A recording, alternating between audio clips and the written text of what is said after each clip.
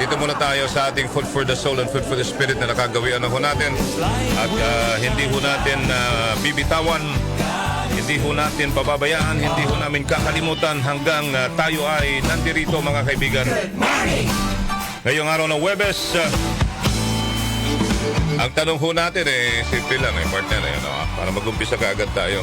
Paano mo ba pinaghahandaan ng Diyos? Paano ho natin pinaghahandaan ang Diyos, mga kaibigan? Sa buhay po natin or sa araw-araw. Paano ho? Tulad baga ng halimbawa ikay inimbitahan sa isang okasyon? Ganun ba yun? Hindi ka mapakali, you are excited. Ano bang maingay dito sa ano natin? Excited ka na hindi mo alam kung ano yung isusuot mo. Parang ganun ba yun?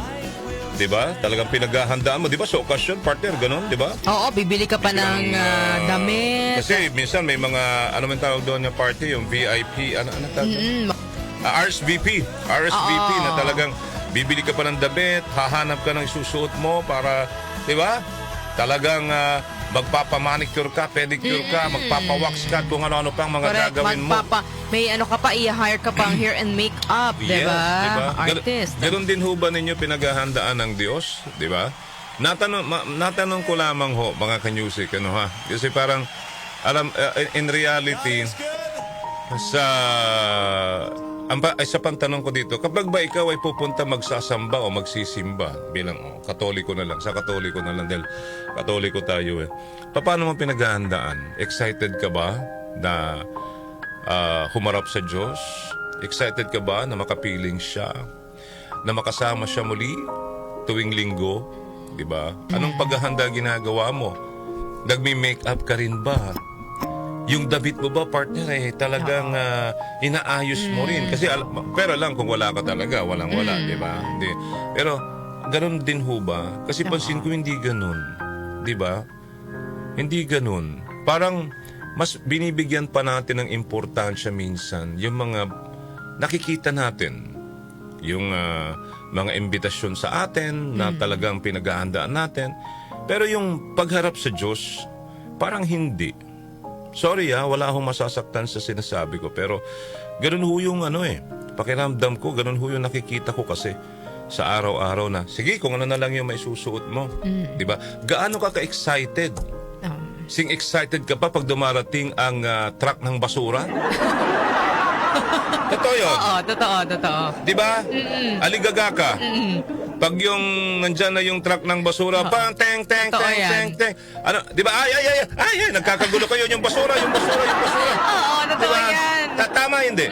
Tama. Reality of life. Oo. Di ba? Hindi ka mapakali. Kailangan yung basura mailabas. Mailabas yung lahat yan. Basura yan. Tanong. Ganon din ho ba kayo sa Panginoon na super excited? Aligaga kayo na, di ba? Sa Kanya na ma-meet mo siya sa church when you go to church or in your life, partner. Ganun ba kayo ka-excited? Diba? Ang mahirap kasi, eto na naman tayo sa punto na hindi kasi natin nakikita. Yung truck ng basura, nakikita ho natin. Amen ba yun? Amen! See, partner? Kita mo yung difference? Sana ganun din ho tayo, no? Ganun din po tayo. Na, when we say, pag narinig mo ang pangalang Jesus, pag narinig mo ang pangalan ni Jesus, kasi partner, di ba? Si Jesus naman ang daan patungo sa Ama. Although when we pray to God in the name of Jesus. Amen? Amen. Sumasalamin pa rin ang Ama sa langit kay Jesus. Tama? Tama po ba yun? Amen ba yun? Amen. Sana ganun din ho tayo ka-excited, mga kaibigan. Diba? Laging pag narinig mo ang pangalan ni Jesus, ang Panginoong Diyos, ay nai-excite ka, tuwang-tuwa ka, parang truck ng basura. Parang pagpa-party-party na talagang parang walang bukas, mga kaibigan, sayo dito, sayo doon, kantahan, laugh, tawanan dito, tawanan doon. Amen? Amen ba yun? Oo, kasi lahat ng yan, tignan mo partner may katapusan. Yang party na inatinan mo, na ginastosan mo na napakalaki, ay may katapusan. Totoo yun. Yung basura na super excited ka, Aalis din na yan. pinagkakaguluhan mo, aalis din po yan. Dadaan lang ho yan sa inyo, and then babalik na naman sa susunod na araw. Yun ang tanong, how excited kayo?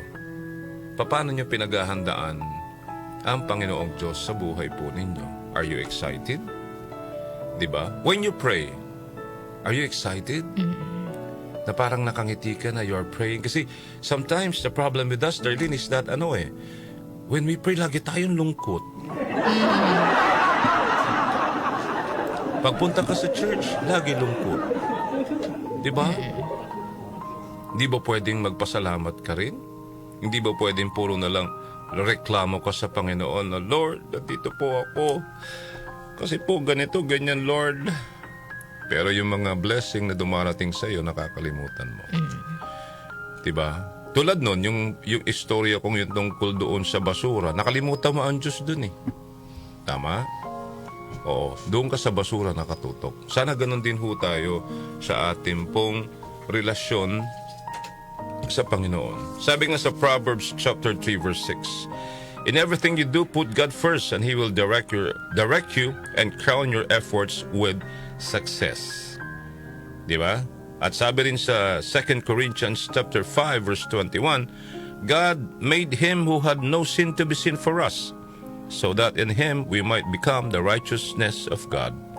And when we put God first, we live our lives with the purpose of pleasing God, following His will for ourselves, and obeying by His commands in the Holy Spirit's direction. Sabi nga, partner, it may not always be easy to put God first, or you may not know where or how to start seeking Him first day to day. Yun po yun, mga kaibigan. Diba?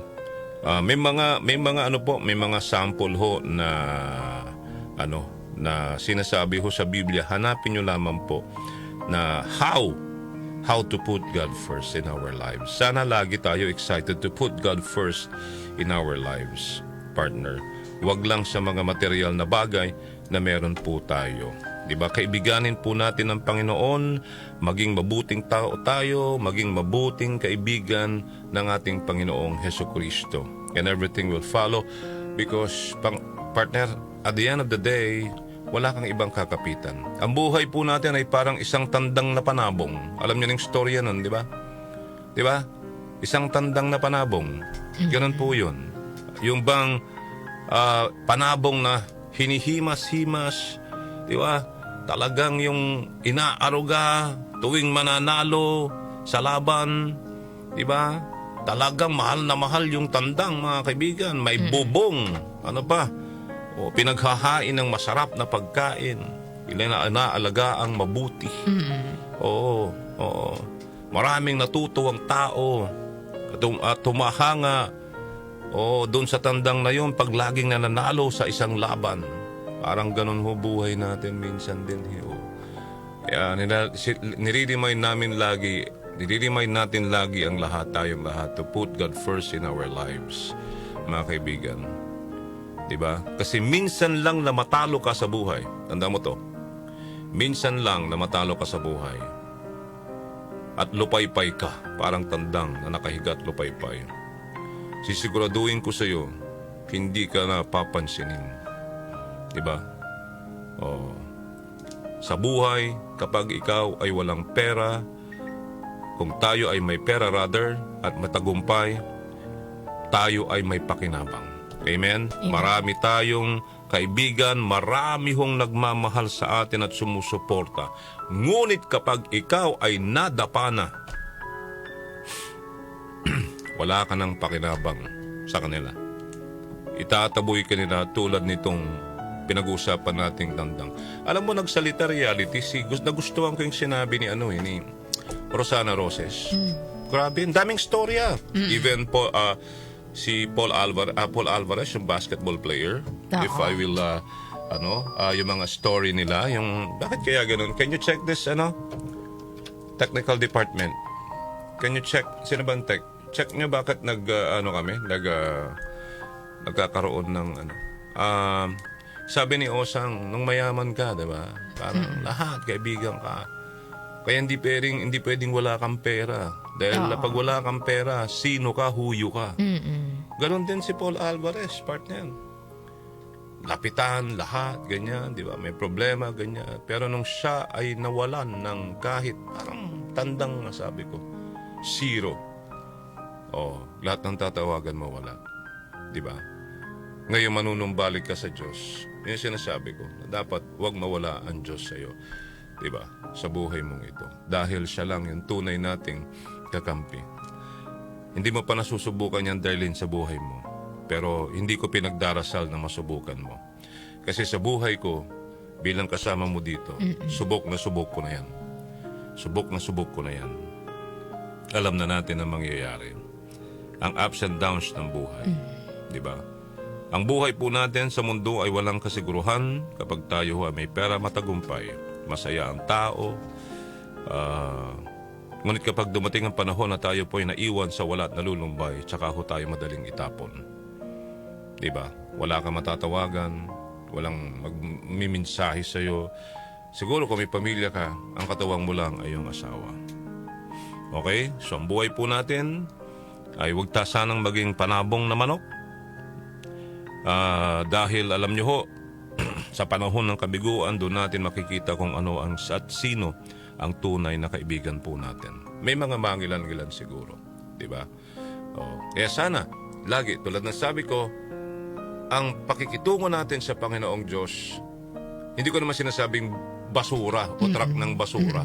Di ba, mas imagine nyo, mas excited pa kayo pag nakikita nyo yung truck ng basura. Di ba?